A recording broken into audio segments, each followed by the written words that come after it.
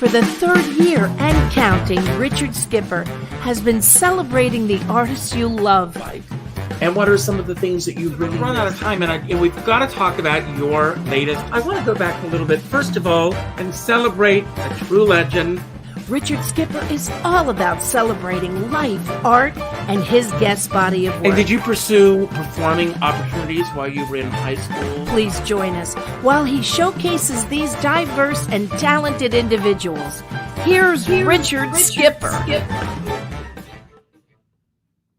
Happy Wednesday, everyone, and welcome to the latest edition of Richard Skipper Celebrates. Who or what are you celebrating today? Well, here in New York, we are celebrating a glorious day. It is so beautiful. I just went out. It's 70 degrees almost here in Rockland County, where I live. It's a theater day. It's a matinee day here in New York, and the theaters are thriving again. People are out and about. It's such a wonderful time. And I'm also celebrating Judy Kaye. I have been such a fan of Judy, for so long, and I have been looking forward to this conversation, and she said yes, and here we are together. And Judy, before we delve in, I want to ask, who or what are you celebrating today? Oh, well, I'm much like you, celebrating what an incredibly beautiful day it has been here. I was in the city all morning till after lunch. I had a real showbiz lunch at Joe Allen, and I didn't go to the theater because I was coming to talk to you, but it's just been a beautiful, beautiful day. And my grandmother's birthday was today. She would have been 137, I think. 137. But my mother is 103, so I better take good care of myself, huh? What is it? I mean, your mom, God bless her, 103. Yeah. What is in the genes that, how is she doing? I have no idea. I don't know. She's doing pretty good, all in all. I'm hanging in there myself. I don't know. My various body parts are starting to break down nicely from all the years of throwing them around on stages across America. But that's, we go on. Well, for all of us who are watching, and you've got a lot of fans who are watching right now, we thank you for throwing your body around on all those stages. Well, I'm glad it was appreciated. So thank you for that. That's good to know. I always start with a random question. I don't look at the question before we start, so I have no idea what I'm about to ask you. It's called an icebreaker question, and it's just for the fun of it, just to see what road it takes us down. Well, so if you didn't write it, who wrote the question? I didn't, I don't even look at the opening question. It's just an interesting way of starting. And the first question is, who is the worst boss that you've ever had and why? And since my show is all about celebrating, you don't have to mention the name. Well, it probably was my very first professional job. It solidified some thoughts I had about how I wanted to proceed in this business, and it goes all the way back to a place called Melody Land Theater in Anaheim, California, where I got my equity card. So that summer, I sort of learned some things not to do in the business, and I do remember their names, but I'm not going to say them. They were okay. And they were okay. It was me who was probably thinking things should be nicer, better. Why are people in the ensemble treated so crappily? And that's when I decided I probably didn't have what it took to be in the ensemble. I couldn't dance well enough. I couldn't do a whole bunch of things that you needed to do really well, and you also had to learn how to put up with a lot of. So wow. And I couldn't do it. I couldn't do it. Although I had to put up with a little bit of that, even after I went in the principal's door at the auditions instead of the chorus door, but not the same way. I mean, those folks are champions in every conceivable way, and saints. So what was the show that you got your equity card with? It was, I believe, the first show of that season was Half a Sixpence, Melody Land Theater. I was pulled out of the ensemble. I actually auditioned for a little bit part and got it. So that meant another, I don't know, $10 a week in my paycheck. So that was pretty good. And I almost went on for the star because she was stuck on the freeway and they pulled me in, and they thought, well, you probably know the part well enough to go on. And I wouldn't have. I would have made a mess of it, but that's neither here nor there. But if it had to happen, you would have done it. I would have tried. Damn it. I would have tried. Absolutely. Given it my all. Well, the word for today is career. And I want to ask you, at what point in the trajectory of your career did it become a career for you? When did you say, this is the career path? I know that I'm exactly where I am supposed to be. Wow. I think it was right from the beginning, actually, because I couldn't conceive of myself doing anything else. And I remember being at UCLA and marking the little moments that meant that now I was a professional actor. And one of them was buying my first variety on a newsstand. The next one was taking out a subscription variety. And the next one was getting my first open audition, being at my first open audition. And of course, the next one was being at an open audition and getting the job. And then the next exciting thing, which actually was exciting to me, but not to my family, not to my mother and father, was when I was able to have made enough money to get unemployment. And I happily and proudly called my parents and said, I get to go have an employment. I'm going to the office tomorrow. I'm going to stand in that line. I've made enough money. And my mother went off to the bathroom and cried for a while. And my father said, "Oh, you did it." She's crying in the bathroom now. God bless them. But to me, that was being a pro. That was it. You're originally from Phoenix, and yes. I asked for a photograph of you around 5 years old, and there's a reason to my madness.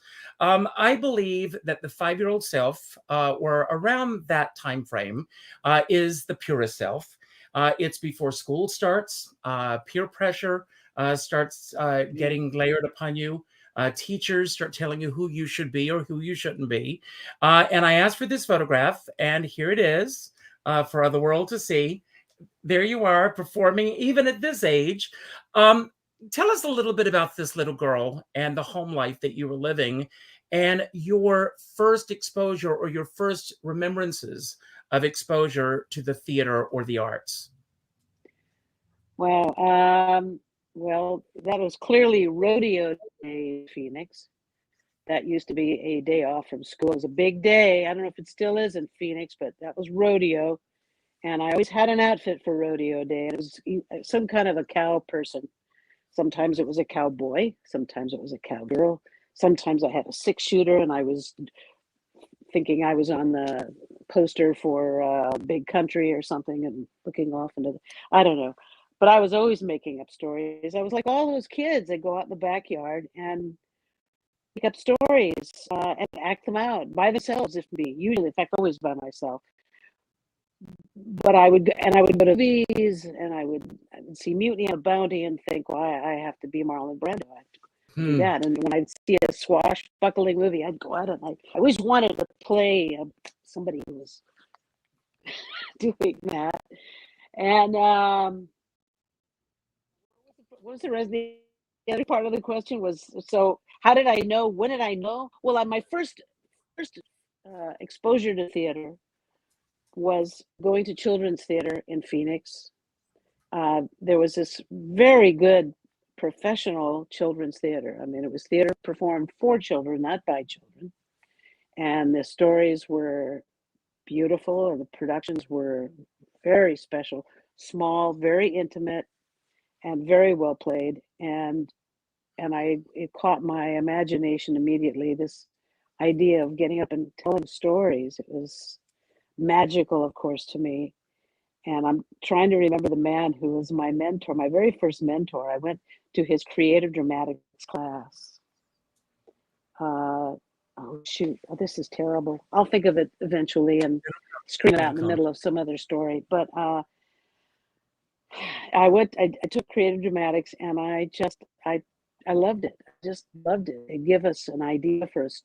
It was an improv class basically, and very, very structured. I even learned how to lead them because I thought that's what I would do with my life. I thought, well, this dream of being a performer, that's pretty elusive. Maybe I'll teach. And while I was at UCLA taking a class on how to teach creative dramatics, I discovered that I was not a teacher, that I was a ham. I wanted to be the one telling the story. So that it takes a lot of selflessness to get out of the way and let the children create and tell the story. But that's when I knew I needed to be part of doing something in this, and I wasn't sure if it was possible to actually be a professional in it. But later on, there was an audition at the theater in the Round in Phoenix, the Phoenix Star Theater, and it was a very special season. My parents used to take me to the shows. I don't remember which was the first. I know I saw a road company of My Fair Lady, but I think before that we had taken the trip to New York, the fateful trip to New York, where we tried to get in to see My Fair Lady but couldn't get seats. So we went to see Damn Yankees, original Damn Yankees, and that just absolutely made me crazy. You know, Gwen Verdon. It was spectacular. I didn't need any more. So I went back home, and when I was in high school, this Phoenix Star Theater had a particularly special season going on, and one of the shows they were going to do was Bye Bye Birdie. So I thought, well, I can sing, and I've been taking my dance, my tap, my jazz, my ballet. I could go down and audition, see what happens, and maybe be one of the kids. And what happened was I sang, and then they came around and had me dance, and then they had me read, and then they took me in a room and taught me by myself some combinations, and I picked them up because I was doing that in class. And they offered me I think it was my junior year of high school, to quit everything and come be in the ensemble for the season at Phoenix Star Theater. And that was a big ask because I was going to miss school. I was going to miss everything. And my parents thought, well, I don't think you should do it, but this is kind of up to you. And I turned it down. That was the year that they did. Oh my God! It was Jimmy Hammerstein was the director. Michael Bennett was the choreographer. Oh, wow. And he was assisted by Leland Palmer. The great thing was that those were the people that had been auditioning me. And the neat thing was that I got to sit in the audience and watch Michael Bennett and Leland Palmer do Steam Heat. And he had choreographed it for the Ram. And of course, the man was a genius. So I sometimes I think, what would my life have been like if I had just dropped everything and gone off and done that, joined the circus right then and there. It might have been very different. I might have skipped going off to LA and UCLA and just gone straight to New York. I don't know. Who knows? I don't know. I mean, those are interesting I questions. would have probably been a better dancer.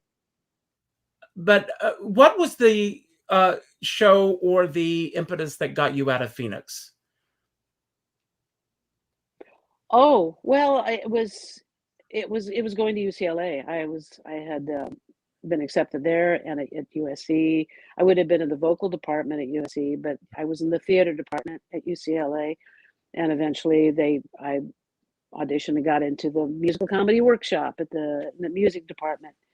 But I was a theater major and on and off for 5 years, because then I told you when I knew that I was in show business because I bought the trade papers, right? And Absolutely. I went out on a couple of auditions, right? And they at UCLA did not want us doing that. They wanted us just to be going to school. But how could I be in LA and not take advantage of what was out there? How could I not? And I had one experience, that first job, before I got the equity card. I had the one car of a group of girlfriends, and they all wanted to go out. They were casting a couple of jobs for the ensemble at Melody Land Theater. And so we all went out, and the audition was such, it was a big theater in the round, and they had sort of cut the circle of the probably 20 years younger than I am now at the time, but she was in her basic black dress with her pearls, and she was trying to sing. And I thought, what am I getting myself into here? Is this a profession, or is this like a disease? Is this like something you need to go be deprogrammed if you want to go into it? Is this a cult I'm going into? What is this? And I've been saying my 16 bars if I could have danced all night. And I did not get hired, but I was hired for the next season after that. So that's where it kind of all began. And was auditioning easy for you, or is it? Or was it ever a difficult process for you? It wasn't a difficult process. I just sort of had to gulp and get over, find a way to enjoy the process. The way I did that was I just thought, well, even if I don't get the job, it was an opportunity to get up and perform. Mm-hmm. And so that's a plus, right? So, and I think when I'm asked to do it, and frankly, at this age and after all I've done, I'm not asked to audition very often. I understand if someone wants to see me, generally speaking. Sometimes I don't, because if it's a part that I'm obviously people have seen me do what I can do for that particular part, I think why would you want me to audition for a play? I always think they want me. I must audition. I think it's important that we all audition each other. We audition the director as much as the director auditions us, you know. But I always just thought of it as an opportunity to do what I do. Now, when you got your equity card early at the beginning of your career, for some people, it's a holy grail item. For you at that point, was it a holy grail item? Oh yeah. Yeah, I was 17 years old when I got that equity card, and I knew it was a big deal. I cherished it then and now. That's wonderful. I cherish mine. Oh It's yeah. right there, my proud equity card. But I after don't you have got mine on me. Sorry. after you got uh, uh, after you got your equity card, how long after that did you make the trek to New York? Not for a while, actually. I continued at UCLA. I went on an open call for a show called You're a Good Man, Charlie Brown, and 600 people later, I was hired as Lucy. So that was my first big job. That was a really big job in LA. It was an incredible experience because when you're in a hit show, and it was a hit show in a city like LA, everybody comes to see you. Mm. And it was a small theater, so I could see, it was a parade of amazing people who would show up at the dressing room door. Nicole Jaffe, now Nicole David, and I shared a dressing room, and there'd be a knock at the door after the show, and the door would open. It was Gregory Peck and his family. And opening night, there was a knock at the door, and said, "Come on in." It was Groucho Marx, saying, "I pity the man who marries you." That's what he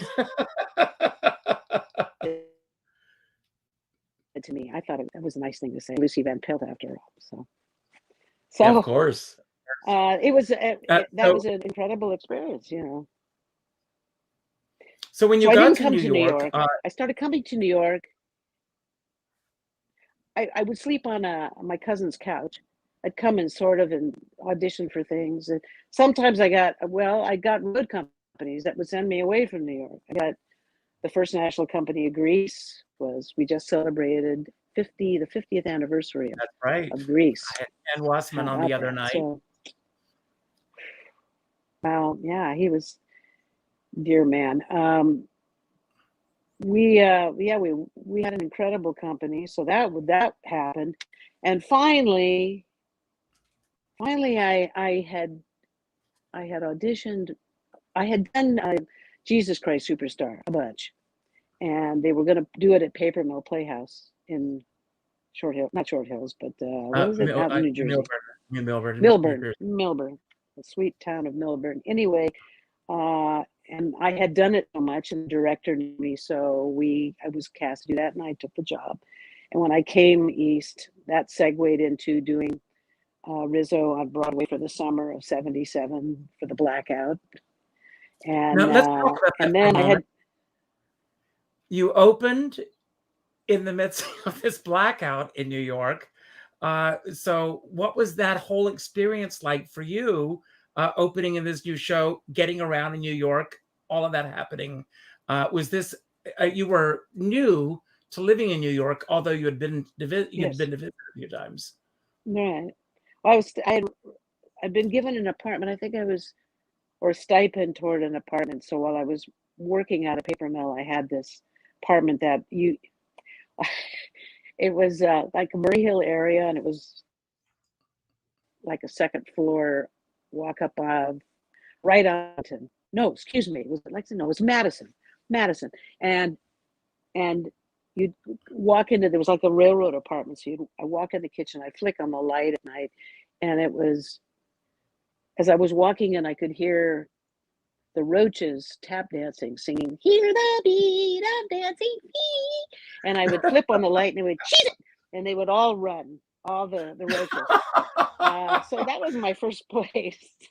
Oh, I remember those. Yes. They were great. It was great. And then from that, when I was working when I was at Paper Mill, I got a call from the Hal Prince office to audition for this new show called On the 20th Century. So, sure. They told me, well, Hal really wants to see you again. I had auditioned for him in LA a couple of times. And so he said, by the way, there's no job for you there, so just don't worry about it. Just come in and he wants to see you. So I had no stress on me that day, because I knew that there was nothing for me to do. I was just going to go in and see him and hit a couple of high notes and leave and go on my merry way, do my show and go home. And by God, it wasn't to be. It was a whole different path open to me that day. Well, it changed the trajectory of your life. Talk about that fork in the road. So you get into the show. How long were you in the show before you took over for Madeline? I was playing her maid and covering her. Let's see, we did the out of town tryout, and then we opened in the city. I think we had done 5 weeks. Was it 5 weeks? It was just after they shot the commercial, and I got a call that I was going on. And then it was April 15th after that because I remember the morning I went out, they took me to the Today Show, that I took over the role. Crazy. And let's talk about the impact that made on you. Of course, I mean, you're all of a sudden this major superstar on Broadway, and you were a superstar. I remember the press. I remember everything that was circling around you. From an outsider's point of view, I remember what that experience was like. What was it like for you in the vortex of everything that was swirling around you at that time? Well, I knew, I was warned that the plan was, we're hiring you and we're gonna try to get you out there as much as possible. So be ready for that. So luckily I was 29 years old. I wasn't 20 years old. I kind of knew what that meant. And I had the energy to do it. I also remember the morning that I woke up after I took over the role, there was a picture of me on the front page of the Post, all of our favorite paper, right? Mm-hmm.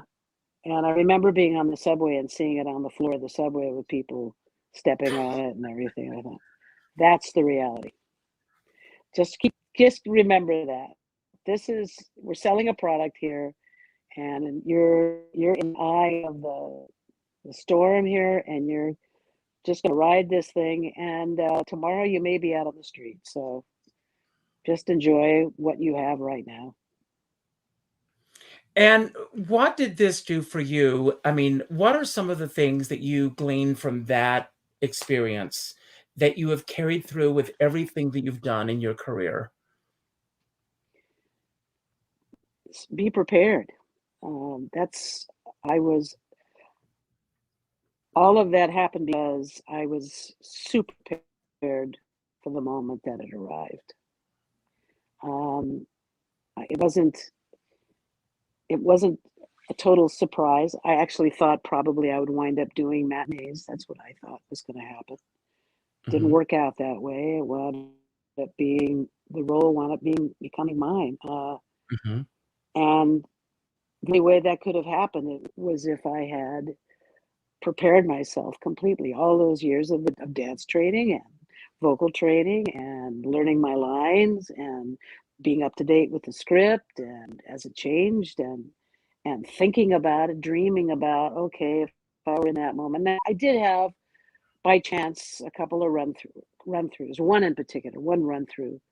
And it was, someday I'll write the book, but it was just a series of things really based on just me trying to do my job and enjoying doing my job. And I thought, maybe somewhere out on the, on a summer stock theater somewhere, maybe I'll get to do this role someday. But And Judy, so I'm going to be prepared for that.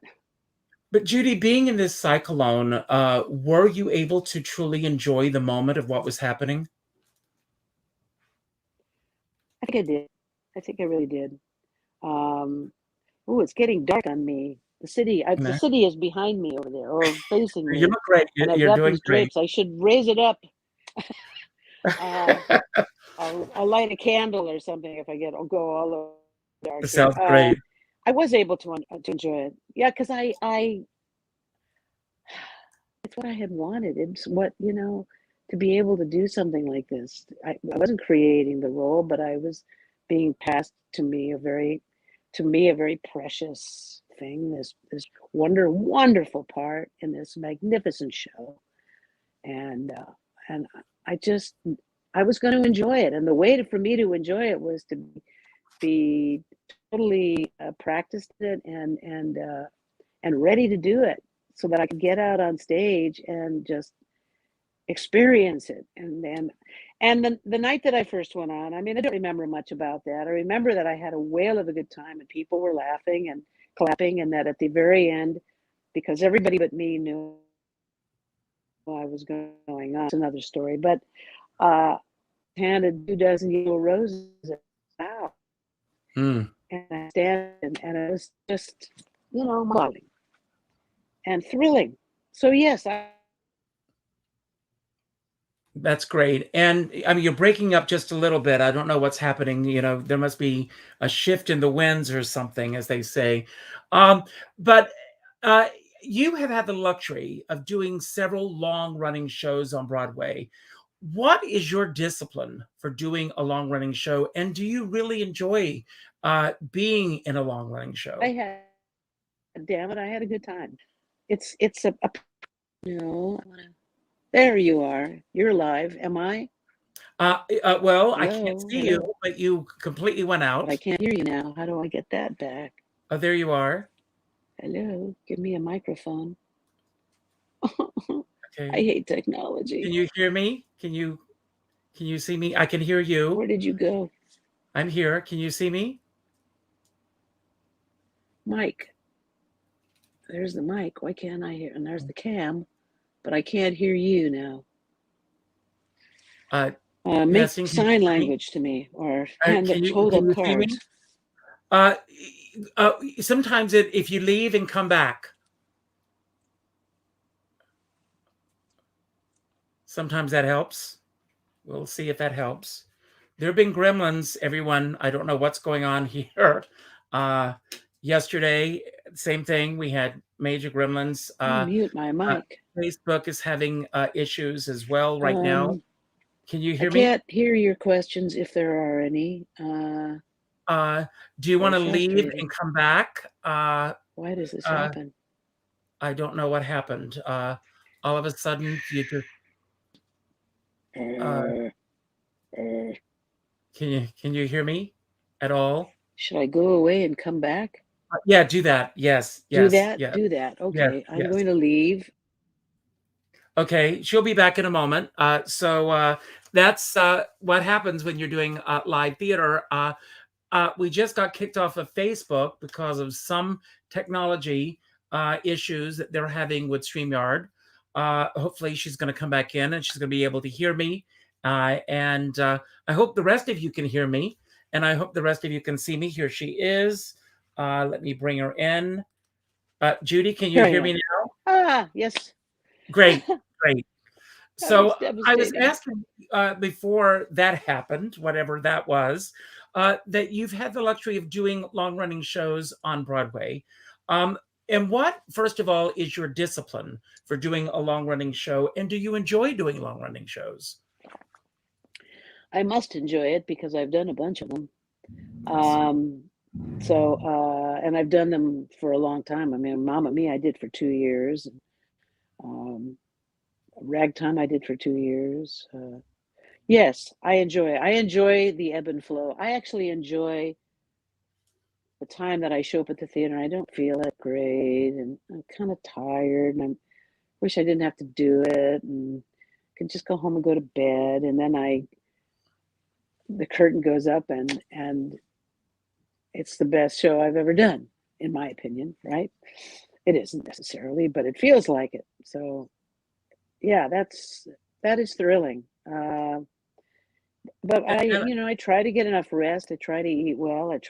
Used to try to work out. I don't work out as much as I used to because I'm still trying to find a way to work out that doesn't hurt me because my knees have gotten kind of bad. One has been replaced. It's perfect. Now I got to work on the other one. But yeah, I think you just have to keep yourself together and available and healthy and strong. now I want to ask you about the experience that every actor, actress dreams of, and that's getting a Tony nomination and going even further and getting that win. The first time that you were nominated, where were you when you heard that you were nominated for a Tony Award? Where was I? Ooh, I don't remember. I should know that, shouldn't I? I should know that. I don't remember. I don't remember. Well, I might have been just getting ready to go to the theater because I was still doing the 8 a week. Mhm. It might have been the morning of just going, getting myself together and going down to the theater and putting on that big old dress and going out and singing high and holding up that severed head. I think that's probably what I was doing. Extraordinary. It's I've had a been lot of what I would call out of body experiences Mhm. in this business, and I'm very lucky, very fortunate. Well, out of all the roles that you've done, was there any particular role that was very difficult for you to let go of after the show closed? Mm. Ooh. Well, I'll tell you the truth. Yeah, there've been a few of them, and the one that I just closed in was one Yeah. of them. 5 years on and off, we worked on Diana, I want to talk and about that. believed wholeheartedly in it, and I love playing Queen Elizabeth. I love the take that they had. I mean, I know I was physically not at all like her, but none of us really looked like the people we were playing, which is fine because we And don't that's have to. theater. We're actors. That's theater. So that was hard to let go of. It was very painful. And Well, I've had a couple of other ones like that, one night wonders that you live and breathe and bleed for. And when it doesn't work out, of course it hurts. Yeah. where were you when? I know that I had lunch with a dear friend. I think she's watching, Barbara Minkus. I don't know if you know Barbara. Yes, oh my God, from so many years ago, back in the Charlie Brown days. That's what I know Yes. her. So Barbara and I had lunch at Sardi's, and she left to go see Diana. And she gets to the theater only to find out that the show is not going on that night. And that was the beginning of everything shutting down. Oh, the first time. The first time. Yeah, Yes. yeah. And so I remember speaking with her the next morning, not knowing that she didn't see the show that night because I didn't know that it had not happened. But she was so disappointed. They had come to New York. It was one show that was definitely on their bucket list of shows to see that week. But for the company, this up and down roller coaster ride that all of you have been on over the past few couple of years. It's a total of 5 years for me and for Aaron and for Gina the Wall. Yeah, we started, it's about 5 years ago with the first reading of it that we were involved in up at Vassar at the, New York Film and Stage. Yes, you live it, and you when you say you're going to do something, you say yes to the whole package of it, to believing in what you're doing, to fighting for your show and your character and all of it. And it is devastating. And I've had a few of these, so I know I knew what I was in for. And right now, actually, I'm feeling like, I don't know, do I want to do any more new shows?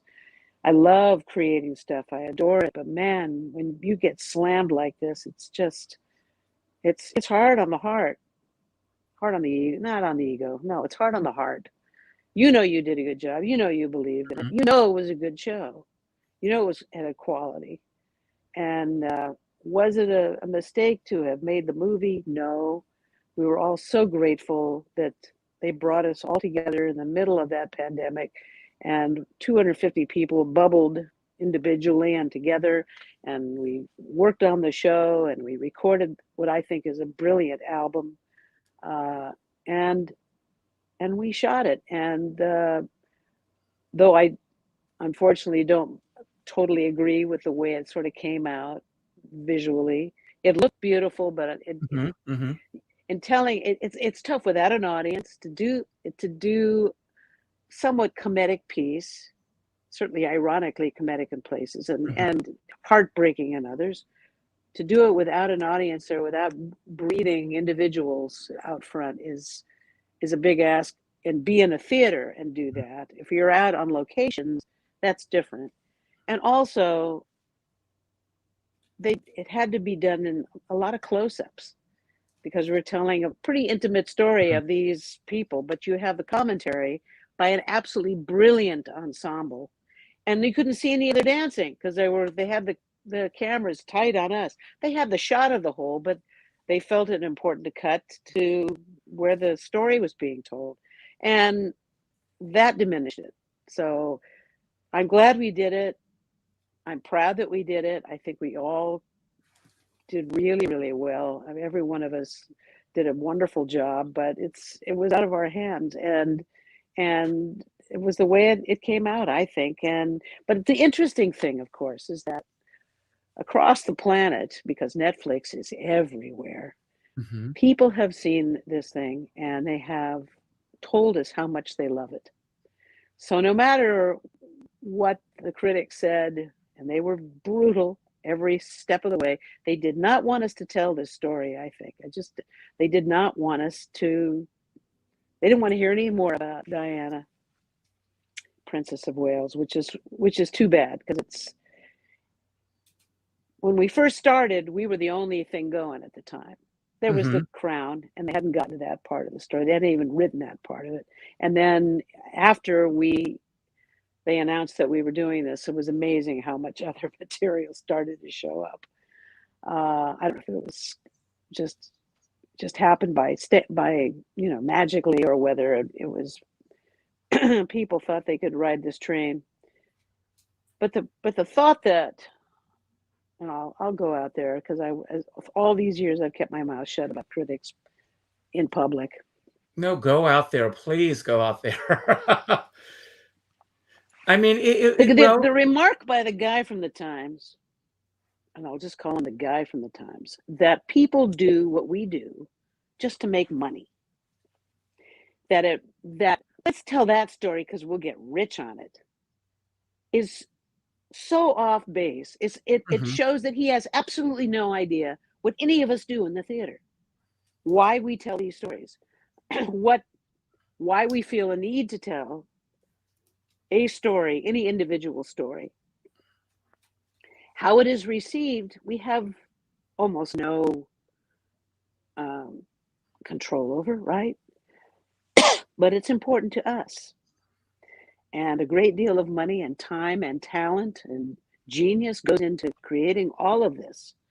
And then you just put it out there and you see how people receive it. And it's one of the it's why I think stand-up comics are probably the bravest people on the planet. You just get out there, you put out your thoughts, your life, your piece of art, whatever it is, and then people just start taking pot shots at it. And there are people who really believe all of that stuff. And then there are the people at home online who actually never see this stuff and then just start to riff on it negatively. Absolutely. It drives me crazy. Well, I don't read it. I only hear about it after the fact. I won't read it because it's crap, you know. It is crap. It is absolutely crap. I don't need that. I don't need that in my life. But we who do this believe in what we do, for better or for worse. You may think we're fools. We may be fools. I don't know. But I think actors and I think all the people who work in the theater are the best people on the planet. So that's how I feel about it, which puts me in that category. And I may not be one of the best people on the planet at all, but I think we're brave and we're artists, and I love us to death. Well, I want to thank you for going there and saying it, because it's not just the artists that are on stage, it's the hundreds of people that are behind the scenes, the writers and the directors and the producers and the people who have thrown their hearts and souls into something. You mentioned 5 years. For the writers, it's even longer than that. Absolutely. And this was a fast one. Yes. And then someone sits down and with a poison pen feels that they can callously write something and with no thought at all to the lives that it's going to affect, really gets me as an artist, as a human, and as somebody with empathy. When I think the New York Times has been famous for this. I mean, I was in part of a forum years ago where it was suggested, and there were people from the Times, there were critics from the Times involved in this forum, and the idea was put forth, well, maybe there should be 2 major critics from the New York Times, one who knows musical theater, who understands musical theater, who should do criticism of the musical theater. And then there are those who should just do maybe straight plays, or, you know, I don't know. And the remark came back, yes, but who will speak for the Times? Who speaks for the Times? You know, it's like this behemoth. And I don't know that's what closed us. I mean, a lot of people agreed with this guy. To varying degrees. But I think Omicron ultimately is what killed us. Absolutely. But a lot of people formed opinions based on a lot of things that had nothing to do with the show. Their feelings about the Windsors, royalty, whatever. People formed opinions. And it was, I saw some of the comments on social media, and it mostly from people who had not seen the show. Yeah, it's very easy to stand on the sidelines and do that. Well, I'm gonna give away a book. Tomorrow I have Ava Cherry on the show. Do you know Ava Cherry? No, I don't she think was so. involved with David Bowie, and oh my goodness. she's written a book about their relationship. Can I turn a light on in my room over yes, here? go ahead and do that. I'll go do that. And while you're doing that, I'm going to bring this on here. Everyone who's watching, and I know, and I apologize for those that we lost on Facebook because there was some kafooey thing that happened there. But if you put in the hashtag career, we're going to do a drawing, and you have a chance, and I will send you a copy of Ava's book. I end the shows, Judy, with my homage to James Lipton inside the Actors Studio. Mm-hmm. I have some questions here, random questions that I'm going to ask you about your life and career. They are not specific questions, they're general questions, just to see where they take us. Okay. And the first question is, what is the highest thing of value that you feel that you have achieved in your career? Just to be on stage, to be especially on a Broadway stage, but any stage. And I think the moments that I have really thinking about this, I always think it is a privilege, huge privilege for me to stand in front of a symphony orchestra. That is just, it makes me weep with joy to stand there with all that sound and all those people. We are working together and supporting each other. That just makes me crazy with joy. But to be able to make a living doing what I love is my biggest, that's all there is. That's it. All I ever wanted to be. And I got in trouble with this question. There were some people along the way who wanted to manage me, wanted me to do this or that or the other thing. And they often would ask this question, well, what do you want from this business, Judy? What is it you want? And I would think long and hard. And after the fact, I realized what they wanted me to say was, I want to be a star. I want to be the biggest star you ever saw. I want to own the world. And I always answered, I want to be a working actor. That's what I want to do. I want to make my life and my career in the theater. I want to do that. Well, that's all I want to do. Well, you did it. I guess I have. This question, do you think a lot of people know the real Judy Kaye? I don't know. What you see is what you get, is you might be able to tell with me. There have been times in my life that I thought I was supposed to do certain things a certain way, and I sort of tried to do that, and that didn't work at all. Because I had an opportunity early in my career to be a hit recording artist doing pop music, and I couldn't do it. I had a long, hard conversation with a couple of really big pop music writers, and I had to level with them. I had to say, I have to be who I am when I look in the mirror. I don't think I could ever live my life as something else. I can't. It wouldn't work. I would be a fraud, and everyone would see through it. I have to believe in what I'm doing, and I think that's the path that I have taken. And I think I've been told sometimes in my life that I'm sort of off-putting, but I don't think that's me. I don't think that's me. I think that's their perception of maybe me, because I think what I am is really pretty inclusive. I want to surround myself with joyous people telling stories, in a beautiful way. I just love being around. As Helen Hayes, I worked with Helen Hayes on a cruise of all things, and she just wanted to be around the show people. She didn't want to be with the civilians. Well, I love the civilians too, because those are the people who come and appreciate what we do. But I love being with my colleagues. Whoever they are, wherever they are, whatever they do. Me too. That's wonderful. Yeah. What is the best example of loyalty that you have experienced in your career? The best experience of loyalty. I have been really fortunate. Nobody has ever dealt me dirty. I've witnessed it. I witnessed one show, which I won't name, and one thing I observed, a person who had been, it turned out, hired to just be a place warmer for somebody else in a tour. And when we got to LA, they brung in the star that they really wanted, who finally became available. I haven't had that happen to me. I've people have been pretty fair with me. I mean, every now and I have sort of checked off things that I don't want to ever experience again. One of them was that thing that I told you about, that very first experience of being an unhappy ensemble member, because everybody was just so angry at this place. And I thought, if that's what being in the ensemble means, being angry all the time, I really don't want to do that. I'll do small parts, but I'll just go over there and, maybe not do it at all, just give it all up. But I don't want to be angry all the time. It won't make me unhappy. So loyalty.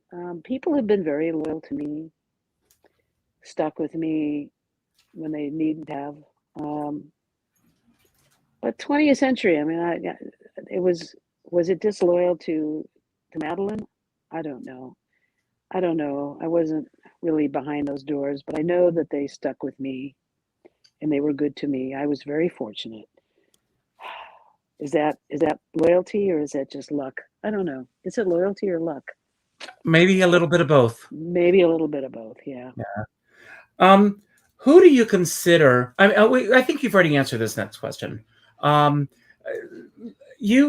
gonna rephrase this question because you've already talked about it.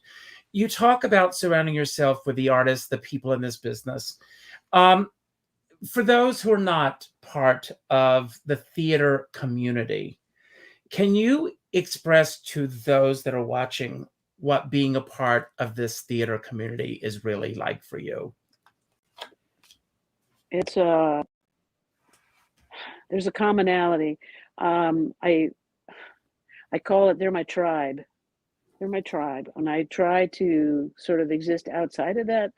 Thought I would move to another part of the country and just, retire and do that. And I realized I wasn't near my tribe. I needed my tribe. Mm-hmm. I need to see them. I need, in a perfect world, I need to continue to work with them if they'll have me. But it makes me weep, really, to think about. Wow. What? And again, don't give away specifics because, again, I'm about celebrating. But what was the lowest low that you experienced in your career, and what got you through it? The lowest low. Well, I had to go on. Was doing SOUVENIR, wonderful play about Florence Foster Jenkins. Oh, brilliant performance. And we were out of town at the Berkshire Theater Festival when I got a call that my father had a stroke. And I had to fly to him because it looked grave at the time. It was terrible anyway.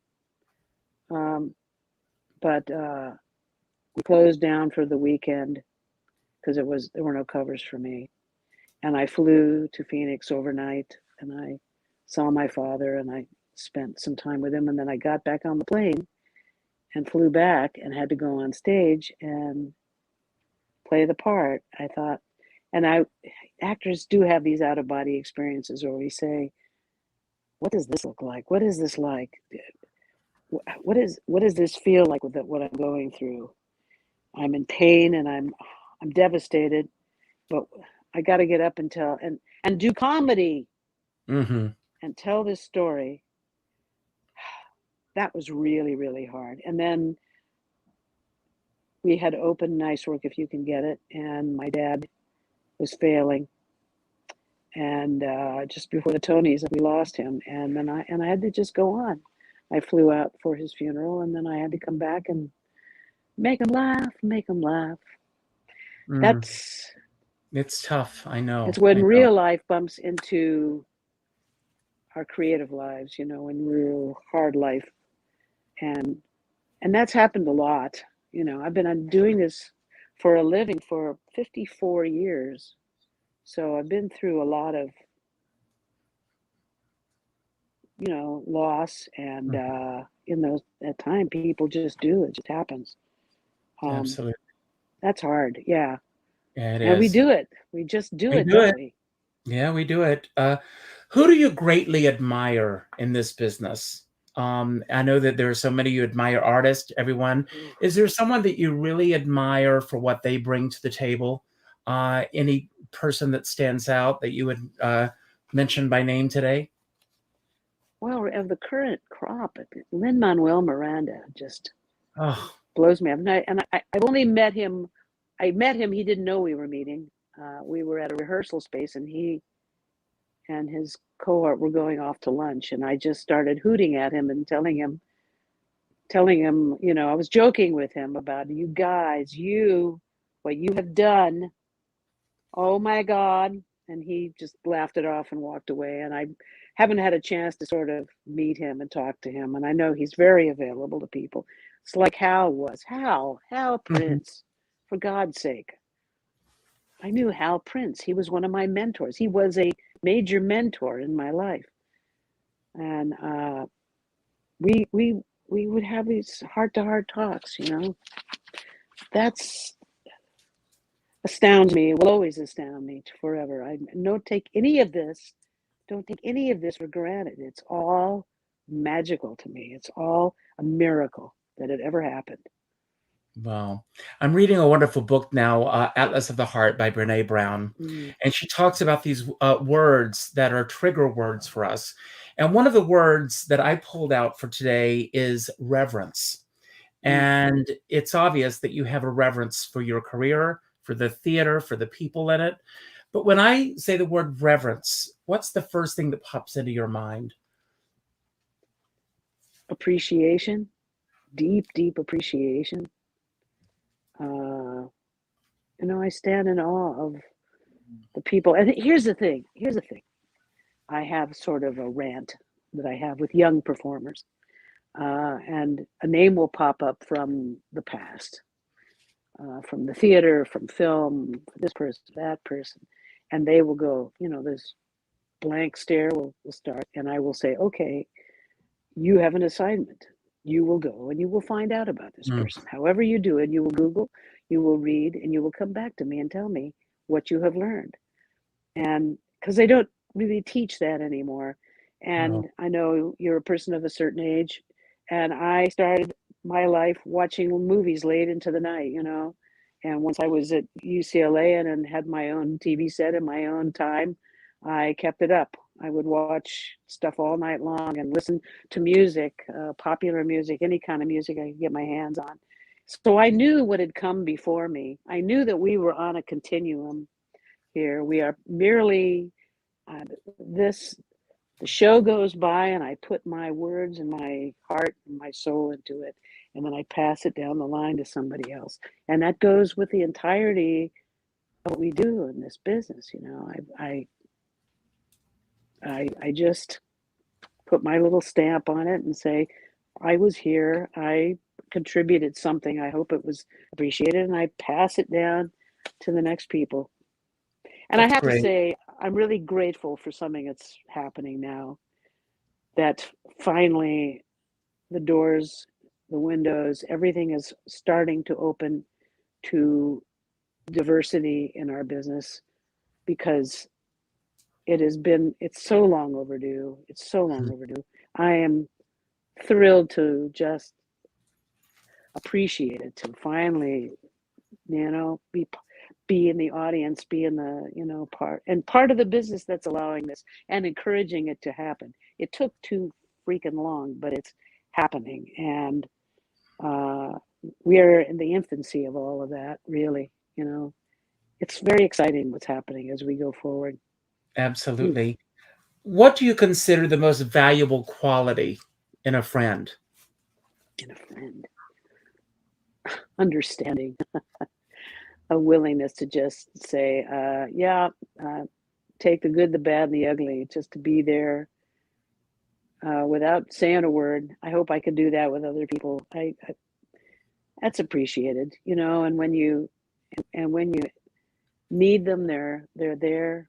Um, Even just with a kind word, they can't do everything for you. And they may not be able to do anything for you, but just that patience and that calm and that willing to laugh and just support. That's a few words, isn't it? That's wonderful. But I'm going to give away a book now. Don't go Good. anywhere for a moment. I'm going to show you how this works. I'm going to do the drawing, and my hands are up here. So you see I don't pick the winner. This is how it's done. It's randomly. And Tasha Lombardi. So Tasha, send me an email, and I will get that book to you. Send it to richard@richardskipper.com. Congratulations. And I hope you'll tune in tomorrow and meet Ava Cherry. Don't go anywhere for a moment, Judy. I just want to give my closing remarks. I want to thank everybody for showing up. I know that I can speak for Judy, I think, when I say this. We don't take it for granted when you show up. So thank you for showing up today. If this was your first time here at Richard Skipper Celebrates, I hope it will not be your last. I hope that you will that you will subscribe to my channel. Check out the almost 400 other artists that I've celebrated on this platform. My goal is to celebrate artists and their body of worth, as we did today, and that you will share this with your friends and tell other people about them. And don't let it stop here. As Judy said, and you almost brought a tear to my eye, Judy, because I had a mentor, Florence Epps. I'm going to pull a picture off. She sits over my desk. Florence Epps. Oh my goodness. She was my acting teacher when I was a kid, and she had a playhouse in her backyard. And I used to go on Wednesday and Thursday afternoons, and we would read from the classics and from everything. And she would throw out a name, and she would say, okay, name 3 things that this person is known for. 3. And if I could not name 3 credits or 3 things they were known for, she would close the book and she would say, I will see you next Wednesday at this time. Know who they are. And it's funny that you say that today, because it's almost as if she's talking to me. And she instilled in me that it's important that we carry this mantle on our shoulders as we go through life. And I use the word career today because Judy has had this amazing career that she, as she said, when on the 20th century came barreling towards her. I still imagine Imogen Coca on the front of that train. But when that train came barreling towards you, you were ready. You were prepared. Your dues were paid. You were prepared to show up and ride that journey. And thank God you're still on that journey. So everyone, think about what it takes to have an amazing career, not only in this business, but in any business. Yeah. Show up, be the best you that you can possibly be. That's the message that I want to leave for everybody today. And I always end every show by telling everyone to go out and do something nice for somebody else without expecting anything in return. Go to your Facebook friends list. Judy, I hope you'll do the same thing. And pull up the 5th name that pops up and reach out with a phone call. Not an email message, not a text message, not a private inbox message, but a phone call. And let that person know what they mean in your life. As my dear friend David Friedman, who I think you know, always says, we're all in this together, but we're not in the same boat. And I always say, if you're going to go out in a boat, make sure you bring a skipper along. So, Judy, I'm going to leave the screen and I'm going to give you the final word. Anything that you want to say about anything that we talked about today that you want to build upon, anything that we didn't talk about that you wish we had, or just any message that you want to put out as your closing remarks. Don't worry about how to end the show. As soon as you say goodbye, the credits will start to roll. I thank you for being here today. This has been a lot to me.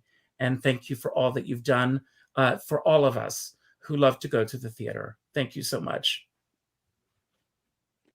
Well, thank you, Richard. Thanks for asking me. Thanks for even being interested in asking me. I need to sit down and start writing these stories. And one day soon, I think I will, because there's sort of a pause right now in the world.